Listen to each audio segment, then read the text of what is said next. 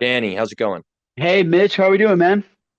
Doing very well. Excited to talk today. We're going to talk about how everybody in here can become a business owner.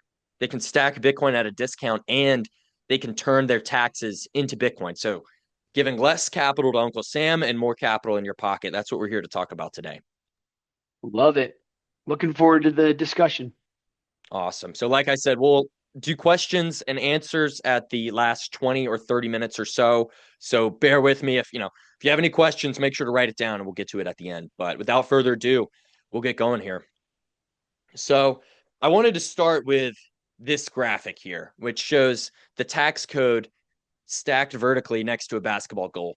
It is massive, and nobody's reading all of this, right? This is, government's known for making these giant bills, yada, yada, yada. But this is where you can really make it or break it as a business owner, as someone who's trying to create wealth and keep their wealth. You have to understand the tax code. And that's really the difference, I would say, between the ultra wealthy and the middle class is using this code to your advantage. And the first point I want to mention, and this sets the framework for really primarily what we're going to be discussing today, which is the US tax code. It's not about collecting taxes and generating revenue. The government has a money printer. They can go to the Federal Reserve, they can create currency out of thin air. If they really need liquidity, they don't have to tax the population to get that. So, what's it about? It is about incentives. The tax code is about incentivizing certain behaviors and disincentivizing other behaviors. Charlie Munger, famous investor, one of his most well known quotes: show me the incentive and I will show you the outcome. Even economics, if you were to define the study of economics in one sentence, it would be the study of human action. What's human action? What drives human action? It's incentives. What are you incentivized or disincentivized to do? And that's what the tax code is about. And every section of this tax code influences economic behavior in some way. And this really sets the foundation for everything we're going to be talking about today. And the bonus depreciation strategy is all centered around incentivizing a certain type of behavior. Again, incentives. It's reward versus penalty. We want to reward certain behaviors by decreasing the taxes or penalize other behaviors by increasing the tax rate on those behaviors. Now, this headline, I remember back when all of this was going on a few years ago, and it's a bit hyperbolic and it got some people stirred up. It says Trump paid no income tax in 2020. And Donald Trump, whether you like him or not, politics aside, he was a businessman for a long time, and he's a great case study in using the tax code as it is written to your advantage legally. Now, what Donald Trump did to quote unquote pay no income tax is depreciation. And we will elaborate on this throughout the presentation, but he wasn't breaking any laws by not paying income tax. He wasn't doing anything technically illegal. What he was doing is reading that tax code that's as tall as a basketball goal and finding the optimal strategy, the optimal way to behave to legally lower his taxes. And so he's a brilliant case study in how the ultra wealthy business owners, creators are able to use the tax code to their advantage. Yeah, and Mitch, I'll opine on that real quick. I think it's a good example. We're gonna, as Mitch mentioned, we're gonna get into this, but the system is meant to reward creators. It is meant to reward risk takers because those who create, ultimately, the government, believe it or not, wants individuals to create, which thereby creates a better world, more abundancy. Let's use Donald Trump as an example. More housing, more hotels, right? It stimulates the economy. So as we talk about incentives and and penalties, right, to draw a bit of a continuum, Donald Trump as a businessman, as a real estate developer, is a creator. He's not doing anything illegal. He's playing within the codified system and optimizing it, which creates value for others and thereby also creates tremendous tax efficiencies for himself. Yeah, that was really well said. And to kind of add the cherry on top there, Donald Trump's strategy to lower his income tax was to depreciate billions of dollars worth of Manhattan real estate. Now, that's not accessible to all of us. I don't have enough capital to go and buy half of Fifth Avenue, but there is a strategy that we'll talk about today, which is accessible to anybody, regardless of scale, regardless of resources. So I'm super excited to dive into that a little more. And this quote from an 1800s, early 1900s U.S. court judge, I think, really encapsulates this. And he says, there are two systems of taxation in our country, one for the informed and one for the uninformed. So when you see Yep. Donald Trump paying zero in income taxes, it's because he's in the system for the informed. Yep, and the folks that this is anybody can be informed on this, and a part of our objective today is to provide that information so that you can be educated on opportunities that are available to you. But practically speaking, ultra high net worth individuals, business owners, they're aware of this system. They run in circles where these tactics are being deployed.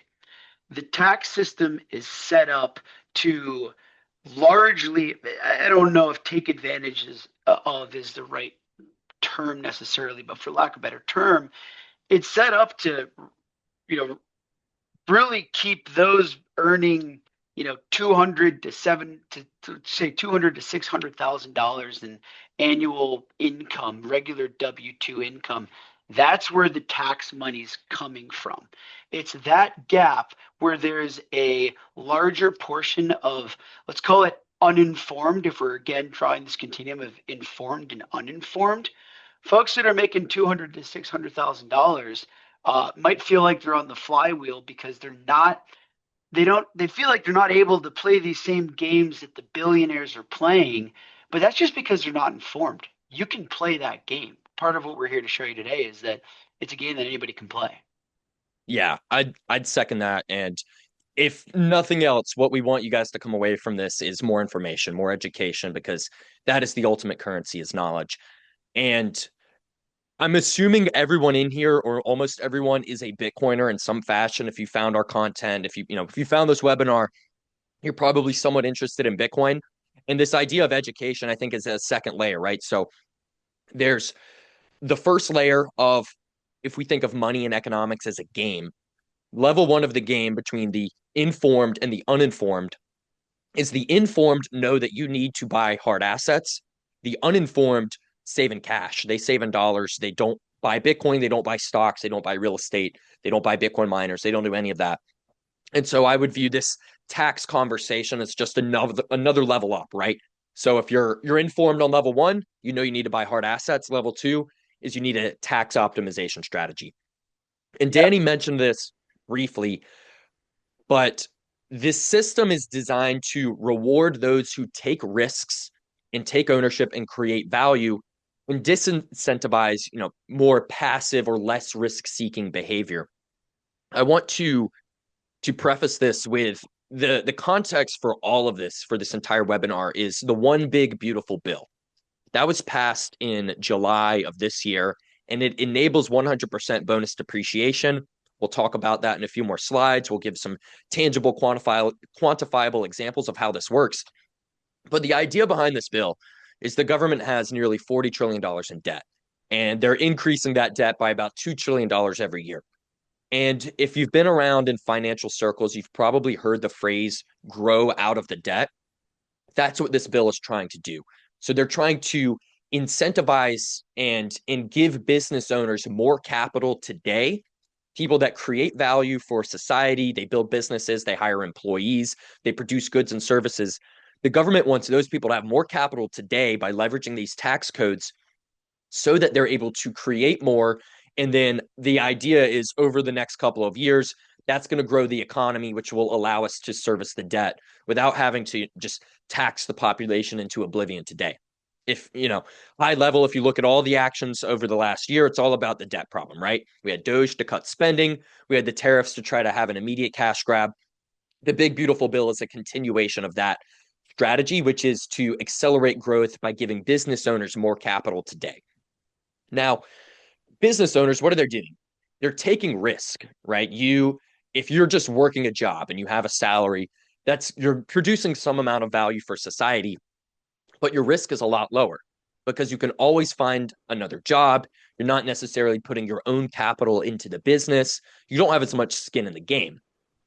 But what comes with that is higher penalties, right? Because the government wants to reward certain behaviors, creating businesses, creating value, and disincentivize other behaviors. So if you have a W 2, you're paying some of the highest marginal tax rates, which are on income, versus if you own a business, which what we offer at Blockware is to enable anybody to become a business owner. We'll talk about that in a little bit, but you get write offs, you get tax savings, you get more optimal tax rates. And so, like what Danny said, it's all about incentivizing creation. That's what the bonus depreciation and the big beautiful bill is primarily about. Yeah, and Mitch, you said something that I thought was really interesting. I want to take a quick step back. Talked about level one, level two. I want to make this a three-level example. So the common denominator is earning income. Creators, investors are earning income. Employees slash consumers are earning income. Level one is you're earning income, and then perhaps you're saving in cash, right? You're saving in US dollars. You're saving in a savings account. You're saving in T-bills, money market accounts. Maybe I'll even put level one into some very conservative index investments or mutual funds, things like that, right? Level two, where I think a lot of folks are really at. I'm kind of focusing on how to get folks from level two to level three. Level two are your earning, right? You get the common denominators of level one, and then you're investing in stocks, right? You buy your first home, maybe you're making a real estate investment, right? So slightly more sophisticated than level one, but far less sophisticated than the easily attainable level three. Level three is you're likely investing in stocks, hard assets, real estate, Bitcoin. Um, but then you're also becoming a business owner and taking and becoming a creator, becoming a true investor, and becoming significantly more capital efficient, tax efficient in the management of your money, right? So there's anything that we can take away from this presentation when we wrap it all up is I think a lot of people are at level two. And it's like, great, I get 10% a year on my money, but I'm an employee slash consumer. Maybe I'm making $250,000 a year. Maybe I'm paying, 30%, 40, 50%, depending on where I live, what state I live in. That's just that's table stakes. I pay the government, I pay my taxes.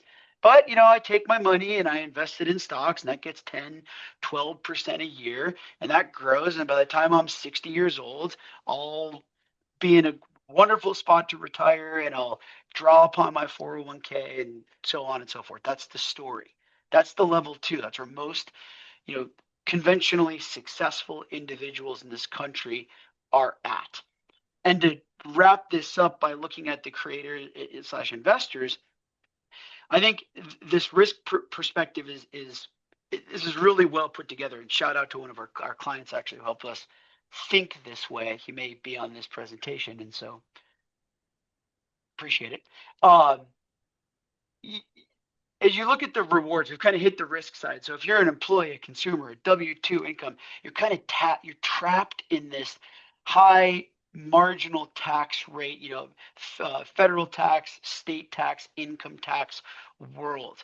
But you're getting steady paycheck. You don't really have many deductions. You can take a standardized deduction. If you have real estate, there's some things you can do there. You can itemize some deductions. That's the world you live in. Creators and investors are playing a more sophisticated game with perhaps largely the same forms of general income, where they're now taxed at capital gains tax rates. They are able to take advantage of depreciation deductions, which is going to be the cornerstone of what we focus on here. And they're able to capture these write-offs and credits to keep money in their pocket. They can still play the level two game, but now they're adding on and playing the level three game by optimizing their tax efficiency strategy. And what does that literally mean? It means that they are taking monies that they would otherwise pay the federal and state governments in the form of taxes, investing that into assets that create value and as a byproduct create passive income and generate tax efficiency strategies, and then they're reaching that level 3 panacea. So you can be an employee and consumer. These are not binary. You can have a normal W-2 job and you can have a business where you are a creator, where you reap the benefits of these creator and investor type strategies. Yeah, that was really well said there. And you summarized it at the end, but just to reinforce it, the difference between level 2 and level 3 is level 2 gives capital to the government. Level 3 takes that capital that they would have given to the government and puts it into hard assets, which produce an income. Exactly. Now, there are some requirements for bonus depreciation. You can't just buy any asset and take advantage of 100% bonus depreciation. So the first thing is it has to be tangible, depreciable property with a recovery period of 20 years or less. So Bitcoin miners, which we have a list and we'll compare and contrast different things that do qualify. Bitcoin miners aren't going to last 20 years, so they do qualify for bonus depreciation. They have to be placed in service during that tax year. So one of the things we offer at Blockware is turnkey Bitcoin mining. So you as the business owner, if you're starting a mining business to qualify for 100% bonus depreciation, you can buy miners that are online right now. You can send us a wire on today, December 3rd, 2025, and you will have your miner hashing to you on December 3rd, 2025. And it could be new or used. So you can buy brand new machines. You can buy machines that have been plugged online, a week ago, a month ago, a year ago, that can still qualify for 100% bonus depreciation. An arm's length transaction just simply means that Blockware and the client don't have any prior or backdoor relationship. And then the property must be predominantly in the United States, which all of our Bitcoin mining facilities are in the United States. So that's no problem either. Now, here, I like this list a lot because it compares and contrasts different potential things you could buy to make that jump from level 2 to level 3. And this is not a new strategy by any means, right? Donald Trump was deploying this with real estate in some sense, but any business owner has probably conceptualized this at one point or another and thought, what can I buy to get a write-off? You could buy an F-350 if you're a general contractor. Go buy a new truck at the end of the year to get some amount of depreciation. If you're a farmer, farmers do this a lot. They'll go buy a new piece of equipment. Now, the trade-off here is one, some of these assets are not really going to be producing much cash flow, right? If you're a general contractor or an electrician or a plumber and you buy a new truck, that's not generating cash flow for you. If you're a farmer and you buy a new tractor or a piece of equipment, there's a good chance that equipment's going to sit idle for 10 or 11 months out of the year and not be generating you an income. And so there's lots of different things you could consider. With Bitcoin mining, you're getting that 100% bonus depreciation, but it's also producing an income for you every single day. Every single day, you're getting income, you're getting Bitcoin at a discount to the market price, which we'll talk about a little bit more. But when you really break down all of the things that do qualify, none of them are going to be giving you that income consistently in Bitcoin like a Bitcoin miner. And that's a key focus. I want to wrap that into an analogy that you mentioned earlier. So go back to Donald Trump, the real estate investor, right? The game he plays, I'm going to broad stroke sum this, but go develop a real estate asset, bang, and borrow money to do that largely. Then that asset is creating cash flow. Then you can borrow monies against that asset, use that to build, in that example, more assets that create incremental cash flow. So I think the point here is this is not a new concept. And there's a lot of mousetraps, so to speak, that you can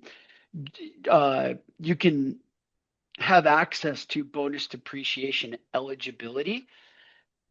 Where it's really pertinent and to focus in on is, well, what are you getting for that investment? You're going to get some level of bonus depreciation or some level of tax efficiency, irrespective of what you're investing in, so long as it qualifies for depreciation and or bonus depreciation. So then the question is, well, what kind of free cash flow am I generating by owning that asset? So think about this is a wealth generating system where you buy assets that create free cash flow, give you tax efficiencies. You take the monies that you'd otherwise give to the government, you reinvest that in more assets that create more cash flow, right? There are also ways that you can introduce leverage by taking loans against the assets that are being created. We're not necessarily planning to go to level 3.5, let's say, in this discussion, but we're happy to talk about that offline. But it's what are you getting in return on an ongoing basis for the asset that you're investing in is one of the key points. Yeah, totally. I met a guy very recently. He's a small business owner in my area, and he did not know about 100% bonus depreciation for Bitcoin miners. And he had just purchased a Cybertruck for the write-off, right? It's something that qualifies for bonus depreciation. And then I told him about this. He's like, man, I could have taken that capital and instead of buying a truck, which is cool, purchased a Bitcoin miner that's actually generating cash flow. You take those cash flows and you go buy more assets, continue to build and compound your wealth. Now, there are some assets that do not qualify for bonus depreciation. The first being residential or commercial real estate. So we mentioned, we've been reverting back to this Donald Trump comparison.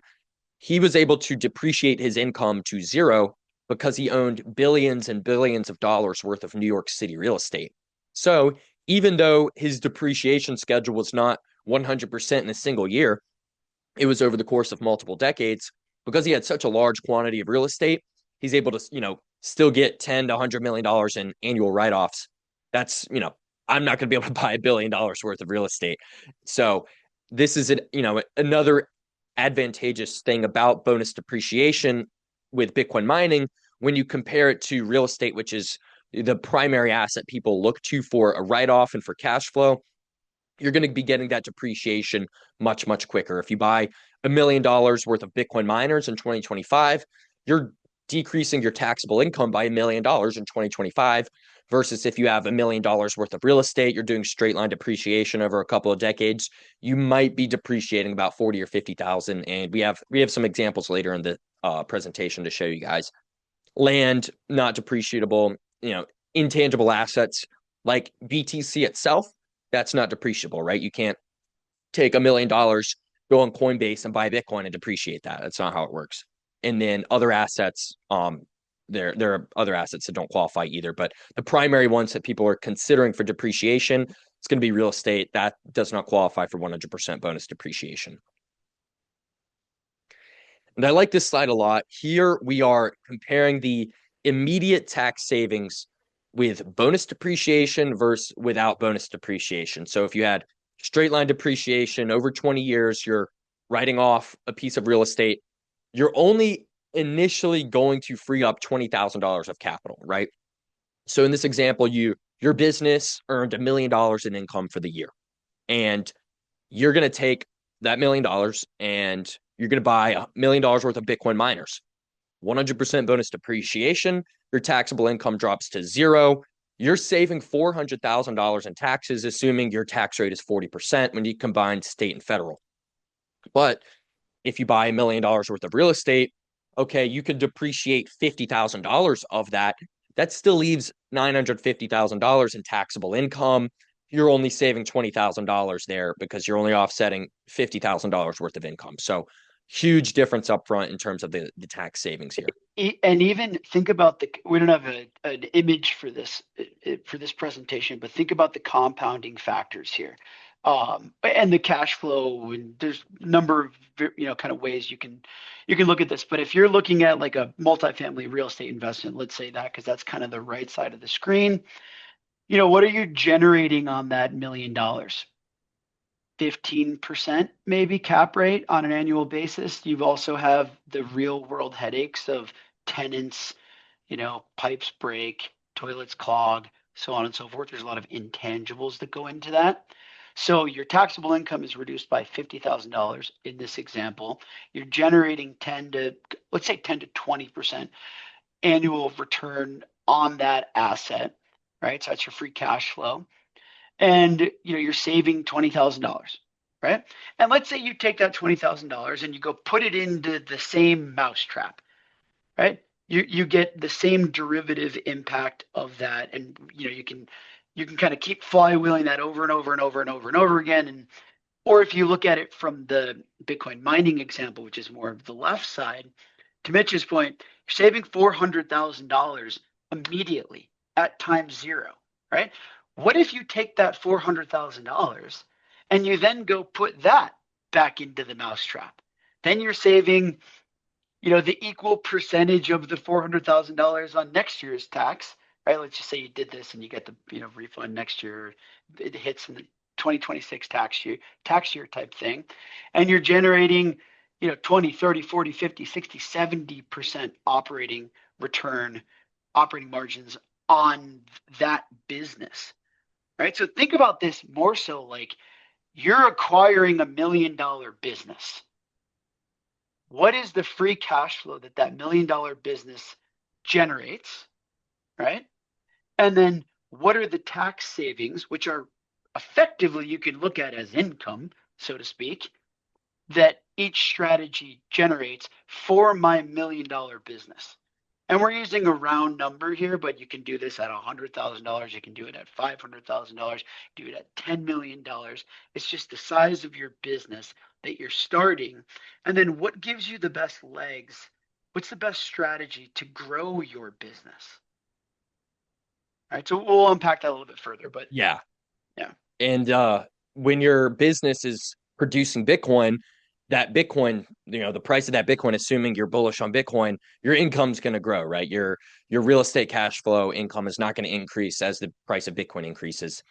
And like Danny mentioned, you don't have to have $1 million to do this or for it to make sense in some capacity. So in this example, instead of writing off all of your income down to zero, you could get creative and get enough miners to depreciate to the next tax bracket. So here, let's say your taxable income is $250,000. You're in that 24% tax rate bracket. So 201,000 to 383,000, that's where you fall. Now, if you purchase $50,000 worth of Bitcoin miners, you're going to depreciate your income down to $200,000. And that gets you to the 22% tax bracket. So instead of paying 24% on a quarter million, you're paying 22% on 200,000. And that's going to free up $16,000 of capital right away, day one, off a $50,000 miner purchase. So again, you don't, yeah. What's up, Danny? I'll add one more thing here. So I think this is a great example, Mitch.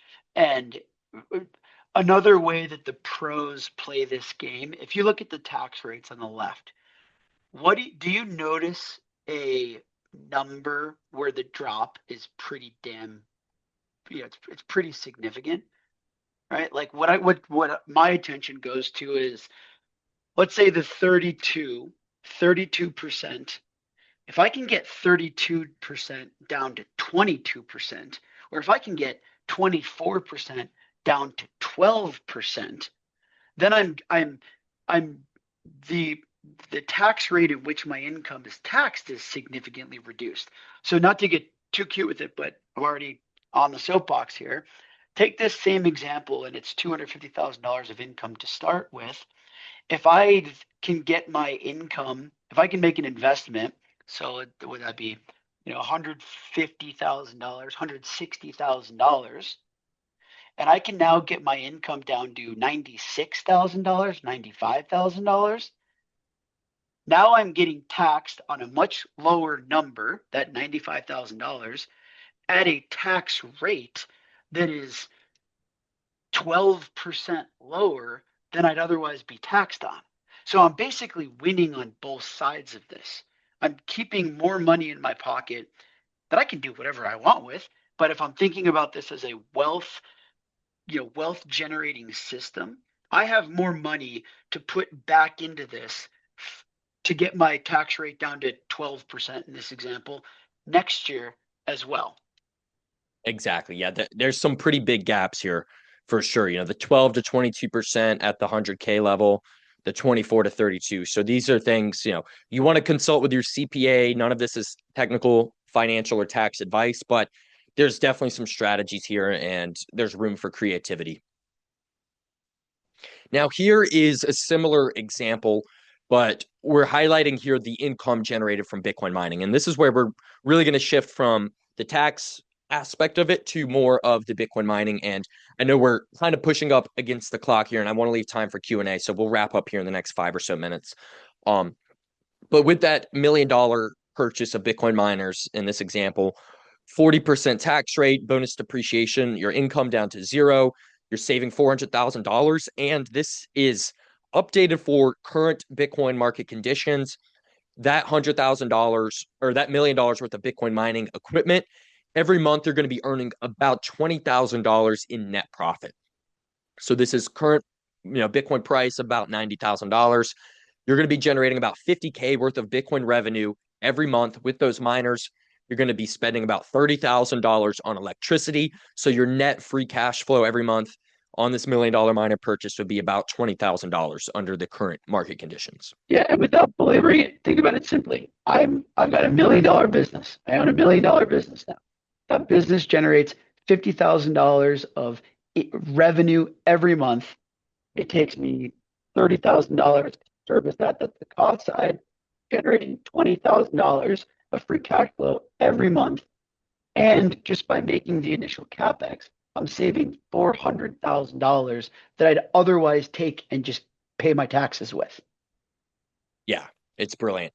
Now, here I want to talk a little more specifically about Blockware and our Bitcoin mining operations because this may all sound great, but you're probably thinking, I don't have a room in my house to put $1 million worth of Bitcoin mining hardware, or I don't want to take some of that $1 million and go build my own data center, right?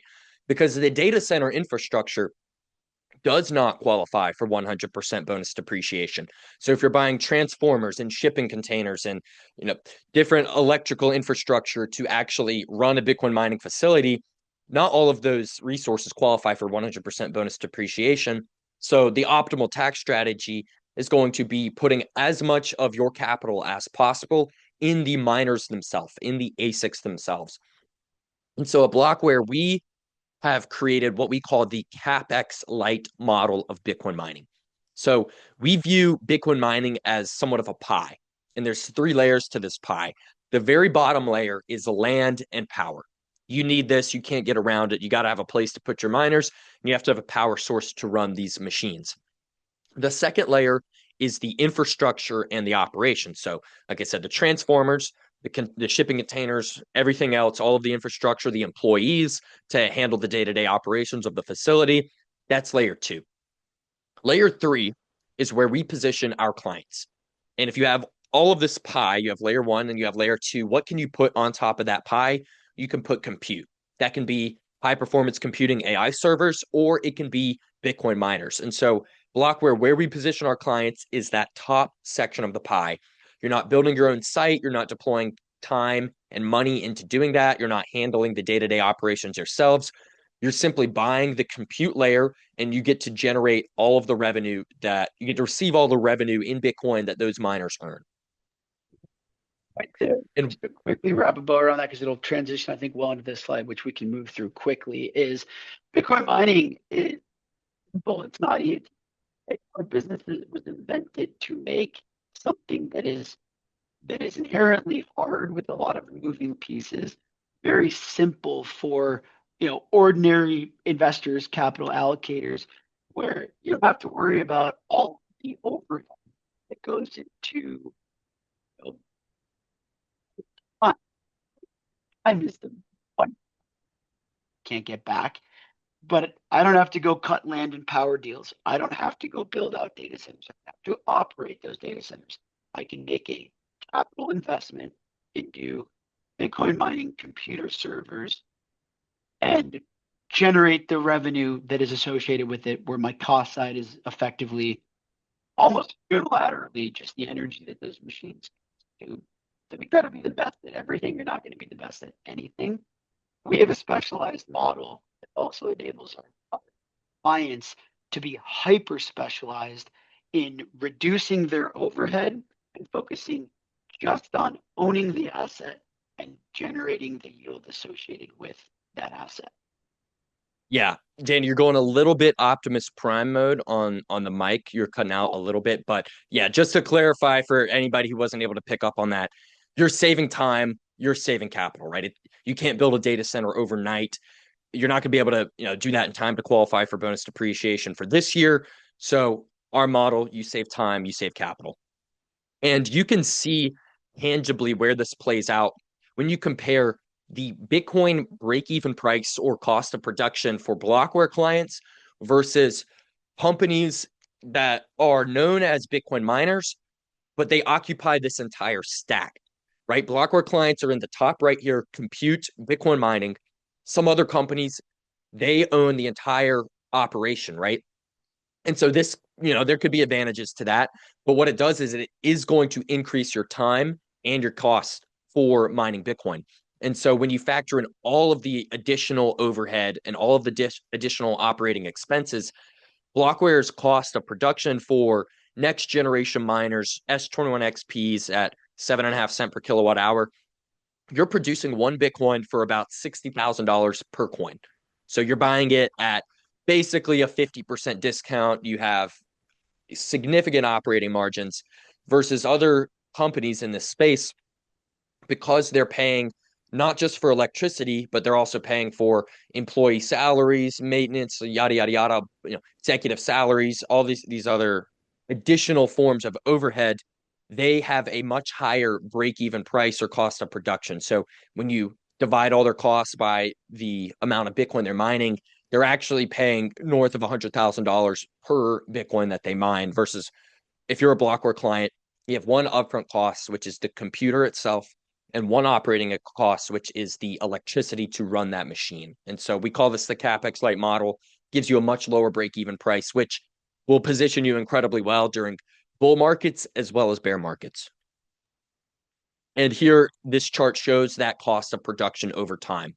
So if you've been running next generation miners, we're looking back since the 2024 halving, our clients are consistently producing Bitcoin at a discount to the market price.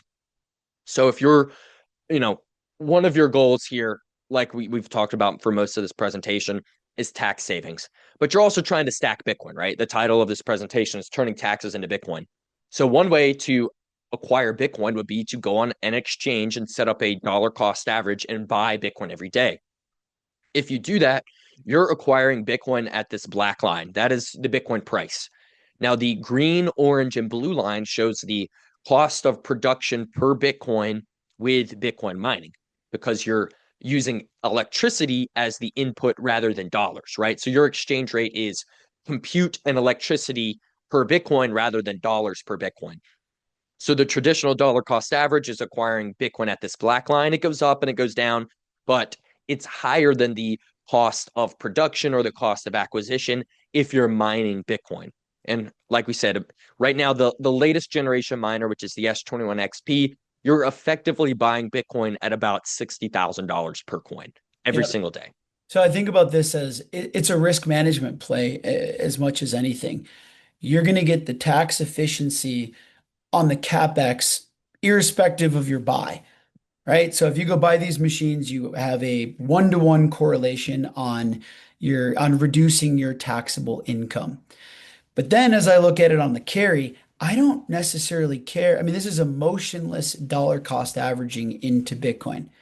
So I don't care necessarily. I mean, yeah, sure, I'd love Bitcoin to be 150,000, 180,000, 200,000, and I think we're going to get there. But when Bitcoin pulls back to $90,000, if I'm creating it at $60,000, that's all good. I still have a 50% operating margin in that particular example. So I like the emotionless dollar cost averaging perspective, and that's representing what the operating side of this business looks like. Very well said. Now I know we're at, we got about 15 minutes left and we can stay longer if you guys, have a lot of questions. So the last thing I want to talk about is just a little more specific on our operations. So this is myself at one of our partner facilities in Texas. We have partner facilities and mining facilities all across the country, 7 different states.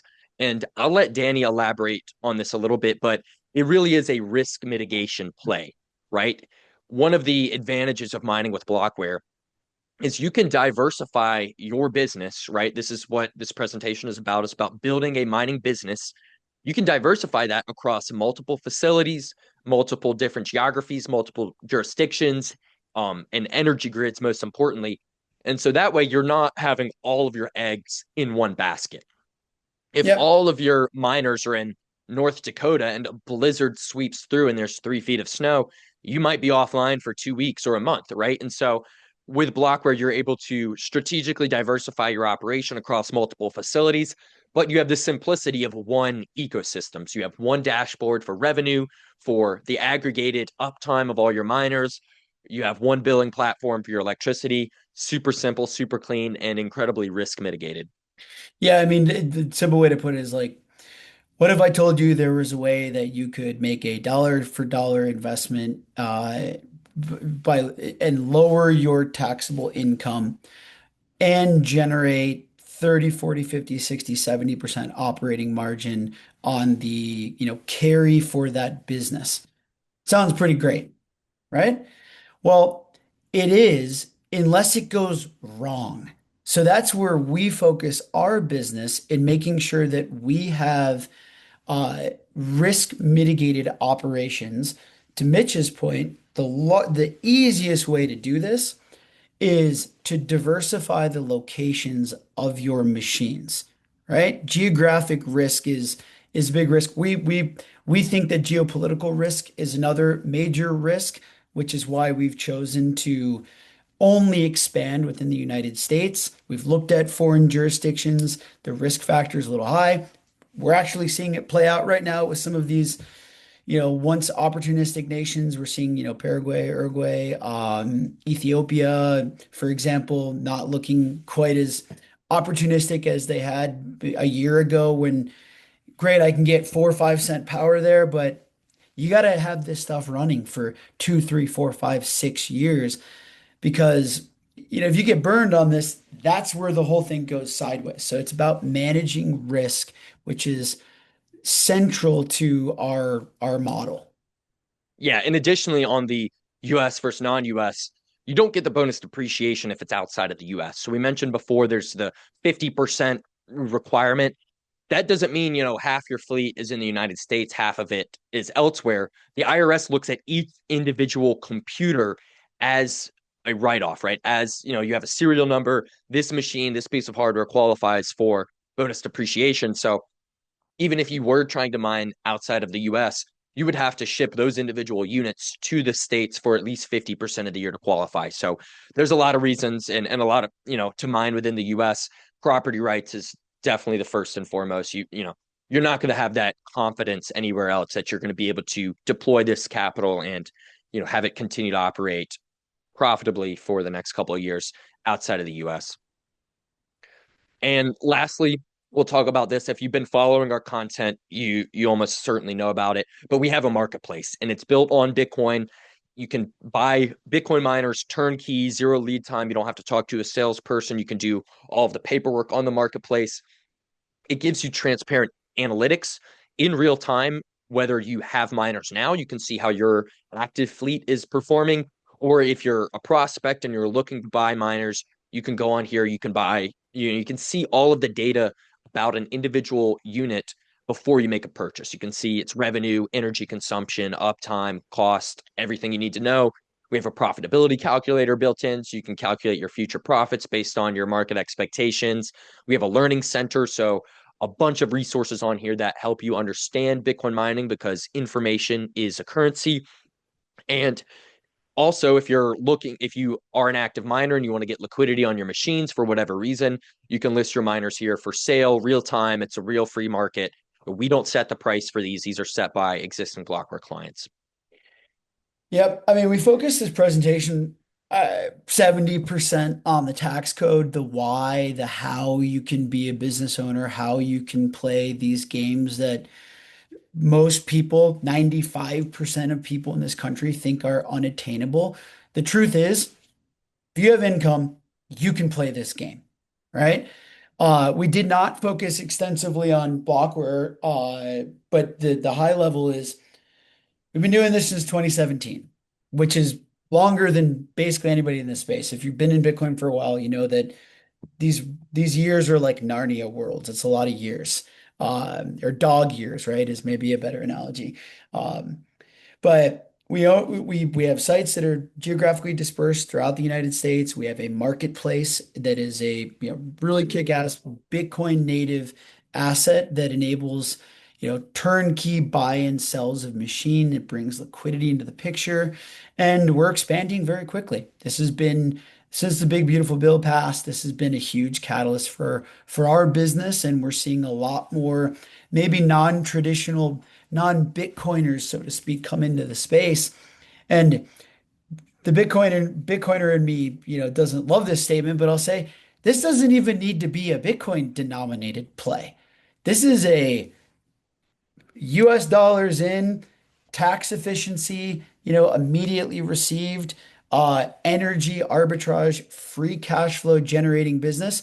The free cash flow happens to be denominated in Bitcoin. I recommend that you hold on to at least some of it because it's bode well over time.